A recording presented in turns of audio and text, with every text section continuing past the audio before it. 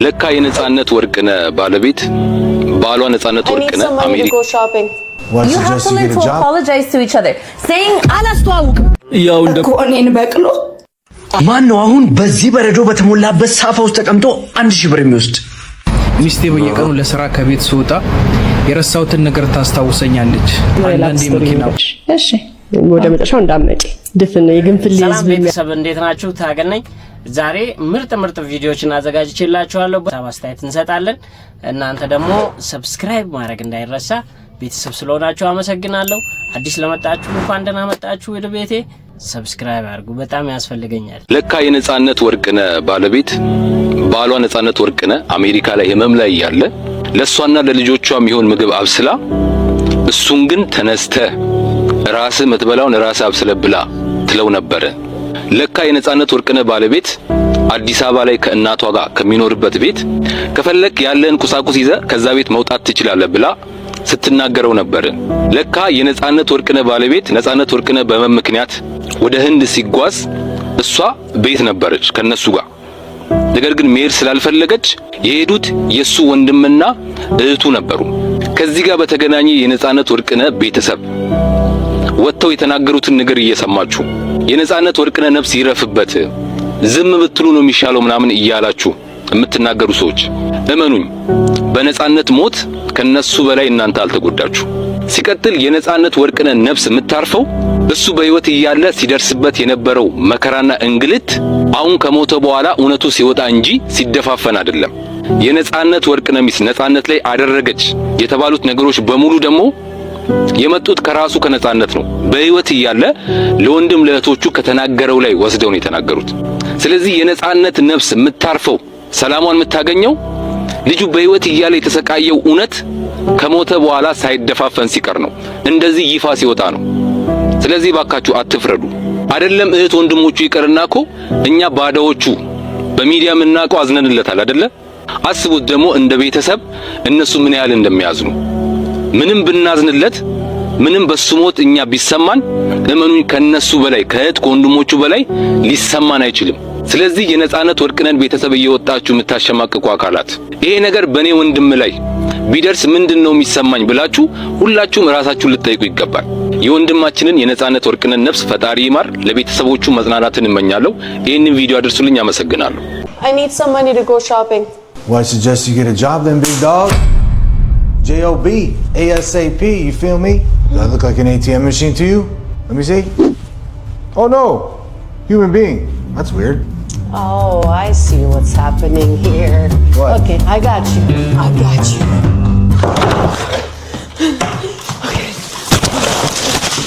So I don't need to get a job? Your only job is a job. You have to learn to apologize to each other. Saying I'm sorry to each other is gonna help your relationship grow and get stronger. You guys only have each other, so you guys have to apologize, learn to forgive, and learn to forget. So can we say I'm sorry to each other so we can move on? I'm sorry, I love you. Was that so hard? Wait, hold on. You knew this word this whole time. What word? Sorry. Huh? We've been together for 11 years, and that's the first time I hear you say sorry. You knew that word this whole time? What word? It's in your vocabulary? What is? Sorry. You just said it right now. Say it again. Sorry. Sorry. You said it so easily. Sunny, the sun? Sorry. Yeah, you know what? Never mind. Okay, forget about it. Oh my God. Sorry. አላስተዋውቅ ያው እንደምታውቀው ድርጅታችን ሞቲቬሽን ላይ የሚሰራ ካምፓኒ ነው። በአሁኑ ዙር የምናሰለጥነው ገንዘብ ፈጽሞ ደስታ እንደማይገዛ ያዘጋጀነውን ስልጠና ነው። በራሳችን ልጆች ማስታወቂያውን ሰርተናል። ግን ደግሞ በእናንተ በኩል ሲሆን ብዙ ወጣቶች ይመዘገባሉ ብለን ስላሰብን ነው አንተ እንድታስተዋውቀው የፈለግነው። አላስተዋውቅም። ዜጎቿ ገንዘብ በማጣት ምክንያት የደሃ ከድህነት ወለል በላይ በታች እየተባሉ በ4 እና በ5 ሌቭል ድህነታችን ተከፋፍለው በምንኖርበት ሀገር ውስጥ እንዲህ አይነት የገንዘብን ቫልዩ ባዶ የሚያደርግ ማስታወቂያ አልሰራም። በጣም አክታረክ ዝላይ አንቺ ደስታን አይገዛም በምትዩ ይሄን በማጣት ምክንያት በየሆስፒታሉ ወላጆቻችሁ ነገ ይሞታሉ ተብለው የወላጆቻቸውን የሞት ዋዜማ አክብረው የቀበሩ ታዳጊዎች ባሉበት ሀገር ውስጥ ገንዘብ ለህይወታችሁ ምንም ደስታን አይገዛም ብዬ ልስበካቸው? ትሰማኛለህ? አልሰማም። 3 እና 4 የሞከረን በቃ ከዚህ በኋላ የኔ ነገር አብቅቶለታል ብለን ተስፋ የምንቆርጥ ደካማ ወጣቶች በሞላንበት ሀገር ውስጥ ስንፍናችንን የሚያጠነክር ከንቱ ስልጠና አላስተዋወቀም። ምን አለ እስኪ አሁን እግዚአብሔርን ሳያስከፋ አላህን ሳያስቆጣ በንጹህ ላባችሁ ሰርታችሁ የምታገኙት ገንዘብ ያስደስታል ስሩ ብትሉን። አዲሱን ስልጠና ለመመዝገብ ነበር። አረፍ በል 10 ሺህ ብር ከፍለህ ሰኞ ትጀምራለህ። አሃ ገንዘብ ደስታን እንደማይገዛ የምታሰለጥኑት ገንዘብ እያስከፈላችሁ ነው። የእናንተን አላውቅም። እኔ ግን እንደ ግለሰብ፣ እንደ ማህበረሰብ፣ እንደ ሀገርና እንደ አህጉር ገንዘብ በማጣታችን ምክንያት በንቀት በምንታይበት ዓለም ውስጥ እየኖርን ገንዘብ ደስታን አይገዛም የሚሉት ብሂል አሁን ካለንበት የከፋች ድሃ ኢትዮጵያን ከመፍጠር ውጭ ጥቅም ያለው መስሎ አይታየኝም። አስቡት እስኪ ዜጎቿ በድህነት በሚማቅቁበት ሀገር ውስጥ እየኖርን ስለ ገንዘብ አሉታዊ ነገር ማሰብ ጦርነት በተፋፋመበት ከተማ ውስጥ ሰላም የሰይጣን ነው እንደማለት ይቆጠራል እኮ። እኔን በቅሎ? አዎ አንቺ በቅሎ። ፍቅር? አቤት። አንዴ ጠብቀኝማ። የኔ ፍቅር ጓደኛዬ ወልዳ የለም እሷን መጠየቂያ ብር ብትሰጠኝ፣ ከቻልክ ደግሞ አብረን ብንሄድ። ያደለውማ ወልዶ ለመጠየቅ ይበቃል። ለማንኛውም አልችልም። ማታም አትጠብቂኝ፣ አምሽቼ ነው እሺ የምመጣው። እሺ መጠየቁን ቶ መጠጡን ግን ብትቀንሰው፣ ለጤናህ እኮ ጥሩ አይደለም። ወድጄ የምጠጣ ነው እንደሚመስልሽ? ውስጥ ያለውን ህመም ለመርሳት። ምን እያልክ ነው የኔ ፍቅር? ያጎደልኩብህ ነገር አለ እንዴ? ምን አለኝና ነው? ቤተሰቦቼም ጓደኞቼም አትወልድም ይሉኛል። መታወቁ በቅሎ አቅፌ እንደምነው እኮ። እኔን በቅሎ? አዎ አንቺ በቅሎ። ከሰው በታች ሆንኩት ባንቺ ነው። ትሰማለህ? እኔም እኮ እናት መሆን እፈልጋለሁ። ግን ምን ላድርግ? ልጅ እኮ የፈጣሪ ስጦታ ነው። እጭ አዋት እነዛነሽ ፍቅሬም ትርጉም አጣ ለተረተመቼ አንተም በዚህ ይብቃ። ሰላም ነው ቴዲ? ምን ነው አስደነገጥኩ እንዴ? አይ ድንገት ስለሆነ ነው። ግባ ግባ።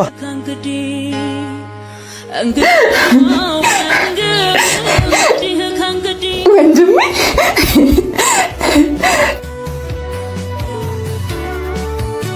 ይሄ ወንድ እንደመጣልኝ።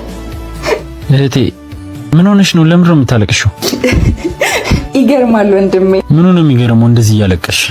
ቴዲ ምን ሆነ ነው እንደዚህ የምታለቅሰው? አይኖቼን ያቸው ወንድሜ በለቅሶ ብዛት እንዴት እንደሆኑ እኮ። ምንድን ነው የተፈጠረው? ካንተ ከተለያየሁ እኮ በጣም ቆየሁ። ናፍቆት አንገላቶኝ ነው መቼ ነው የማገኘው እያልኩኝ ሳነባ መጣህልኝ። በጣም ናፍቀኝ ነበር ወንድሜ። ታዲያ ምንድን ነው እንደዚህ እስከምትሆኝ ድረስ እንዴ? እና ብትይኝ አልመጣ። አይገርምም? ፍቅር ራሱ እኮ ራስሽን ጎዳሽ። እንደዚህ አትሁኝ፣ ሄደን እንጠይቀዋለን ሲለኝ ነበር አይደል? ፍቅር እኮ እህቴ በጣም ናፍቀሽኛል። ያው የፊልድ ስራ አይደለም የምሰራው፣ ለዛ ነው። እሺ ይቅርታ። ከዚህ በኋላ ልጠፋ፣ ሁሌም አጠገብሽ ነኝ። የእናቴ የምትክ እኮ ነሽ።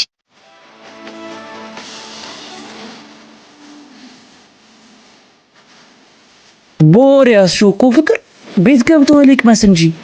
በሉ ግቡ ግቡ ግቡ።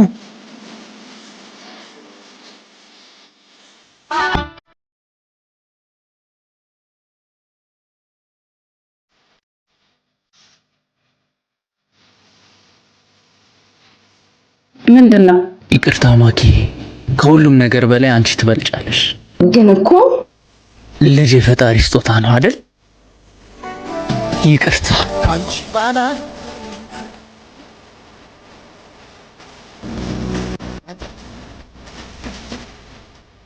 እኔን ውስጥ አስገብታችሁ ትቆያላችሁ።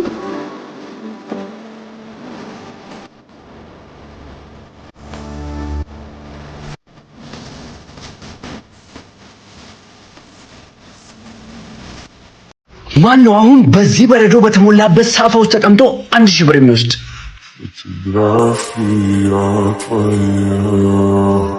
አንተ ትሞክራለህ። በተቀመጥክበት ሰዓት ልክ ገንዘቡ ይጨምራል። ልጅ በጭራሽ እንደዚህ አያደርግም። የሚገርም ነው። ያት 1000 ብር ጓደኛዬ ለ1000 ብር ብለህ ለገንዘብ ብለህ ምንድን ያደረገው? የኔ ልጅ ገንዘብ እኮ ጠፊ ነገር ነው። እባክህ አሁን ደግሞ ለ1 ሰዓት መቀመጥ ከቻልክ 10,000 ብር ታገኛለህ። በሰዎች ፊት ነው ወረድከኝ። በሰዎች ፊት ነው ክብሬን ያጣሁት። የኔ ልጅ አባትን ቀልብ አትስበረው እባክህ። ተነስ ተነስ። አሁን ያበድክ ነው። ምንድነው እዚህ ተራ ነገር ላይ ተቀምጠ? ኧረ በእናትህ ተነስ። አሁን ለ2 ሰዓት ብቻ መቆየት ከቻልክ 100,000 ብር ታገኛለህ። 100,000 አሁን ስለ ገንዘብ አይደለም። ተነስ 100,000 ብር ይቅርብ ልጄ ተነስ። አሁን ለ3 ሰዓት ብቻ መቀመጥ ከቻልክ 500,000 ብር ታገኛለህ። እስካሁን አልተረዳሁም ነበር ልጄ። ስራህን ተመልከት። ምንም አልተሳሳትክም። በል እቺ ልብ ያለችው ናት፣ ጠጣባት። ምንም ቢፈጠር ሁልጊዜም ከጎን ነኝ ጓደኛዬ። ለ5 ሰዓታት መቀመጥ ከቻልክ 1 ሚሊዮን ብር ታገኛለህ። የኔ ልጅ አኮራኝ። ኮራሁብህ። ተመልከቱልኝ ብቻ የኔን ጀግና ልጅ፣ የኔ ምርጡ ጓደኛ።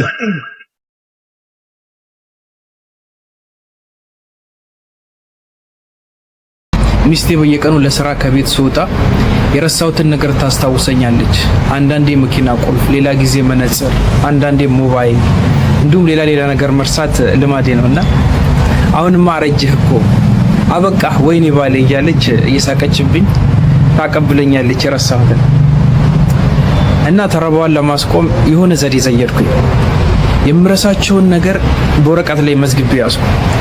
ከዛ የሆነ ቀን ጠዋት ከመውጣቴ በፊት ወረቀቴን አውጥቼ ሁሉንም መያዜን አረጋገጥኩኝ። ከዚያም በድል አድራጊነት ስሜት መኪናዬ ውስጥ ገብቼ ሞተር አስነስቼ ግቢ ለቅቄ ወጣሁኝ። ትንሽ እንደነዳሁ ደወለች ባለቤቴ። ክው አልኩ። ዛሬ ደግሞ ምረሳው ብዬ ሄሎ አልኳት። ዛሬ ደግሞ የት እየሄድክ ነው አለች። ስራ ነው አልኳት። እሁድ እኮ ነው። የምን ስራ? ትንሽ ቆም ብዬ ፈገግ አልኩ። ከዛ ወደ ቤት ተመለስኩ። የሰው ልጅ ጎድሎ ነው፣ የተሟላ አይደለም እና ፍጹምነት ለአላህ ብቻ ነው። ባልና ሚስት፣ ወንድና ሴት በሐሳብም በአካልም እንዲሞላሉ ተደርገው ነው አላህ የፈጠራቸው። አንዱ የጎደለው ሌላው አለው፣ አንዱ የማይችለው ሌላው ይችለዋል። ለአንዱ የማይታየው ለሌላው ይታየዋል። ለመናናቅ ለመገፋፋትና ለመለካካት ሳይሆን ዱንያን አብረን እንድንኖር ፈተናዎቿንም አብረን እያሸነፍን ወደ ጀነት እንድንጓዝ ነው አላህ ወደዚች ምድር ያመጣን። አላህ ይወፍቀን። የረበና ሰላም ይብዛላችሁ። አሰላሙ አለይኩም። ማሪ ላቭ ስቶሪ ንገርሽ። እሺ ወደ መጨረሻው እንዳመጪ ድፍን የግንፍሌ ህዝብ የሚያውቀው ላቭ ስቶሪ። እሺ በጣም ያንግ ነኝ። እኛ ቤት ጡጤ የምትባል ሰራተኛ ተቀጠራለች። እኔ ላይክ ገና የምትደርሽበት የለም የምትፈነጅበት ጎረምሳ የምትሆኝበት ሰዓት ነውና እሷ ባለሱቁን ታፈቅራለች። እሷ ደግሞ ከመርካቶ ከእናትና አባቷ ቤት ጠፍታ ነው እኛ ቤት የተቀጠረችው። ሶ ሺዝ የመርካቶ ልጅ ምንም የምታውቅ ማለት ነው። ሶ እኔ ምንድነኝ ደብዳቤ አመላላሽ ሆንኩ። ሱቅ ባለሱቁን ወዳ ሶ በጣም በቃ ያንግ ነኝ እኔ ራሴ። እዛ ጊዜ እዛ ሱቁ ጋር የሚመጣልች አይ ቲንክ ውጭ ሀገር ቆይቶ ምናምን መጥቶ ነው። በዛ ጊዜ በጣም ወራሩሽ ከ20 ዓመት በፊት የሆነ ታሪክ ነው ማውራሽ። ፈርስት ሳይቲንግ ስለጠይቅሽ እሱ ላይክ ትንሽ እኔን በለጥ ይለኛል። ሶ እኔ ወይና ወዝ እንደዚህ ስል ውጭ ሀገር ሳይሄድ በፊት ሚሾ ሚስቴ ምናምን ይለኝ ነበረ። ሶ አሁን ደግሞ ሉክ ጉድ ምናምን ላይክ አይ ዶንት ኖ ብቻ አረብ ሀገር ይሁን ምናምን ብቻ ቆይቶ ተቀይሮ ነው የሚመጣው። ሶ እኔም እሱን መውደድ ጀመርኩ እያየሁት ማለት ነው። ከዛ ለጡጤ ደብዳቤ ሳደርስ ለምን ለሱ ማጽፊለትም አለችኝ ማለት ነው። ከዛ ያ ደብዳቤ መጻፍ ጀመረ። ጡጤ የኔን ደብዳቤ ለሱ ታደርሳለች። እኔ ያ የደብዳቤው ዘመን ነው ዘመኑ ዊን ነው ዊን ነው። ከዛ ብቻ ደብዳቤው ደረሰው። ሶ አንድ ቀን አገኘኝ እንዳወራኝ ደብዳቤው ትዝ ይልሻል እንዴ? እኔ በጣም የሷንም ደብዳቤ የምጽፈው እኔ ነኝ። ኢሉስትሬቸር በጣም የመጻፍ አቅሙ አለኝ። ደብዳቤዎቹ ወስ ሶ ቢዩቲፉል በኋላ ፖሊስ ጣቢያ ተሄደው ሲነበቡ ይሄንን ማስዋጽፈውም የተባሉ ደብዳቤዎች ናቸው። ዋው እሺ። ከዛ እኔ አበድኩ፣ ወደድኩት። እሱ ደግሞ ፈራ ኢኔ ሴንስ ላይክ ፋሚሊው የኛ ፋሚሊ ሰፈር ውስጥ ሌጀንድ ነው። ላይክ ምንድነው የርስትም ሰፈር ነው። ከዚህ ጋር አጎቶቼ ከዚህ ጋር አክስቶቼ ይሄ አካባቢው እንደ ድሮ ያያቶቻችን ርስት ቦታ ነውና ፋሚሊው ትልቅ ሰፈር ውስጥ እንዲ የምትነካት ልጅ አይደለች። ብቻሽን አትታይም ብቻ ማለት እሱም ደግሞ እኔን ከነካ የሚደርስበትን ያውቃል። ጎረምሳም አለው ምናምን ብቻ ነው በቃ ፍቅር ያዘኝ። አበድኩ በቃ ፍቅር ያዘኝ ስልሽ አንድ ሁለት አይደለም የያዘኝ ፍቅር እሞታለሁ አልኩ። እሱን ካላገኝ ሶ ሄዳለሁ። የሆነች ኮረኮንች የለም በየሰፈራ ሰፈሩ እንቆማለን። ምን እንደምናወራው አምጥቂኝ አላውቅም። እሱ ራሱ ይሄን ሲዛባ የሚስቅ ይመስለኛል። ኤኒዌይ እኔ አበድኩ። ከዛ ሰፈር ውስጥ ብቻ ወሬው ታታታታ አለና ቤት ተሰማ። ይሹ እየቆመች ነው ተብሎ ሰፈር ውስጥ ታላላቆች እህቶቼ አበዱ ማለት አስዩ።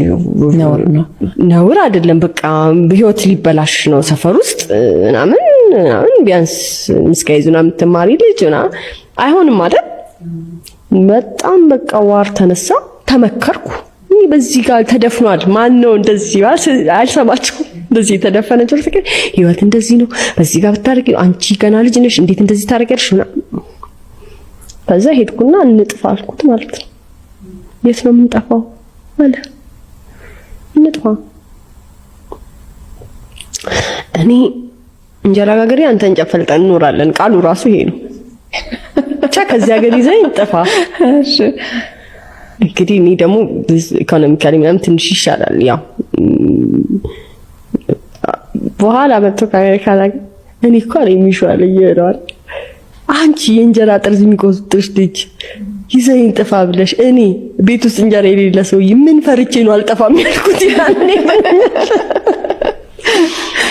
ኤኒዌይ አልጠፋም አለኝ ማለት ነው። ከዛስ እጄ ተይዞ ሃይስኩል እኮ ነው ትምህርት ቤት የምታደርሰኝ እቴነች። ከትምህርት ቤት ስወጣ የምታደርሰኝ እቴነች።